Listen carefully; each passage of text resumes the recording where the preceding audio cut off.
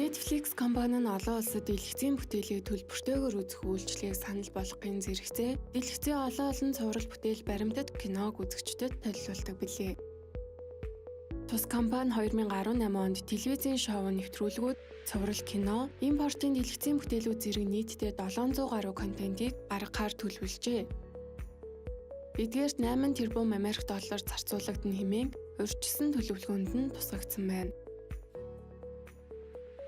Reed Hastings, Mark Randolph нар Америкийн нэгдсэн улсын Калифорни мужийн Scotts Valley-д 1997 онд хамтран үүсгэн байгуулсан уг компани өдгөө 2.3 тэрбум Америк доллараар үнэлэгддэг юм.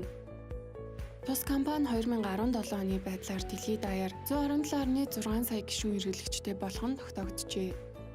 Гэхдээ олон улсад 700 сая гаруй гишүүн бос хэрэглэгчид байгаа болохыг тус компанийн санхүүгийн албаны ерөнхий захирал Дэвид Вэлс мэдгдсэн юм.